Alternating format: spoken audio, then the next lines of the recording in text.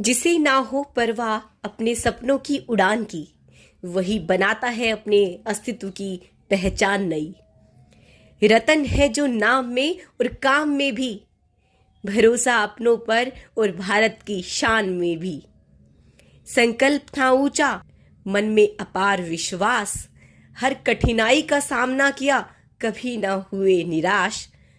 व्यक्ति नहीं एक यात्रा है ये जो देश को दी रोशनी।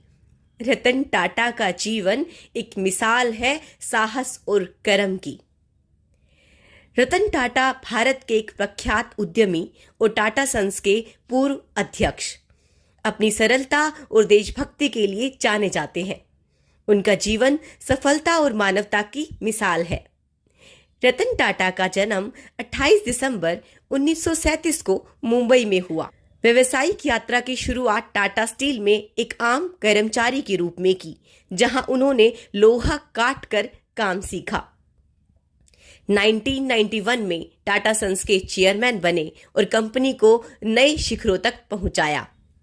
टाटा इंडिगा और टाटा नैनो जैसे सपनों को साकार कर देश के आम नागरिक तक गाड़ी पहुंचाई। मानवता और सेवा भाव उनके जीवन का एक अहम अंग रहे हैं। टाटा ट्रस्ट के माध्यम से उन्होंने शिक्षा, स्वास्थ्य और गरीबी उन्मूलन में योगदान दिया। उन्होंने कभी अपने व्यक्तित्व को ऐश्वर्य और सत्ता के रूप में नहीं देखा, बल्कि हमेशा देश के हित में काम किया। उनकी सरल जीवन शैली और विचारधारा उन्हें अन्य व्यापारियों से अलग बनाती है। उन्होंने कभी अपने फायदे के लिए फैसला नहीं लिया, हमेशा समाज और देश के हित में निर्णय लिया। टाटा ग्रुप को आर्थिक रूप से मजबूत करते हुए सामाजिक जिम्मेदारी का भी ध्यान रखा। उन्होंने सामाजिक सुधार के लिए कई पहल की, जैसे गांवों में स्वास्थ्य और शिक्षा सुधार। रतन टाटा ने अपने जीवन में कभी व्यक्तित्व की छवि को नहीं, बल्कि कार्य की ऊंचाई को महत्व दिया। वे हमेशा नई पीढ़ी को नवविचार और व्यावसायिक नीति में आगे बढ़ने के लिए प्रेरित करते रहे।